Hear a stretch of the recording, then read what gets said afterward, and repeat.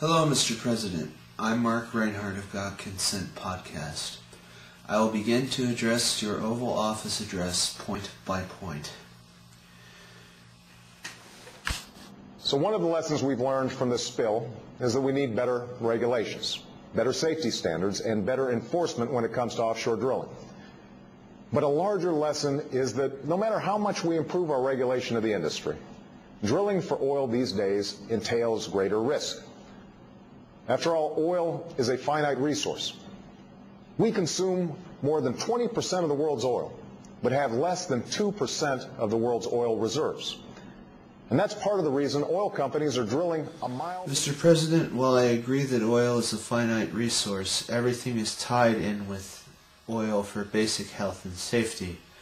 As I stated in my last video, medicine's key ingredient is petroleum. How would the NIH begin to address this? Petroleum is the key binder that creates things like Tylenol and aspirin.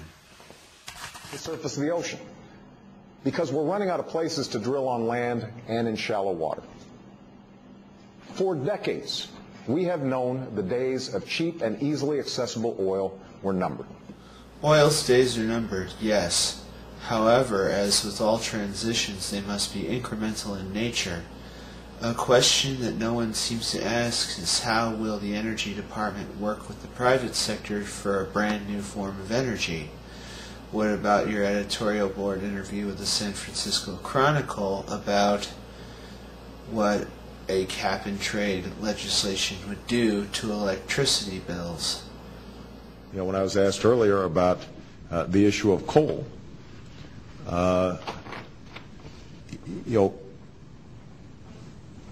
under my plan of a cap-and-trade system, electricity rates would necessarily skyrocket. Even, regardless of what I say about whether coal is good or bad, because I'm capping greenhouse gases, coal power plants, natural gas, you name it, whatever the plants were, whatever the industry was, they would have to retrofit their operations. That will cost money. They will pass that money on to consumers. Reminder yet that the time to embrace a clean energy future is now. Now is the moment. All forms of energy must be used in order to make the proposed transition a success to a new form of energy production. If you truly want innovation, you will let scientists do their jobs. For this generation to embark on a national mission to unleash America's innovation and seize control of our own destiny.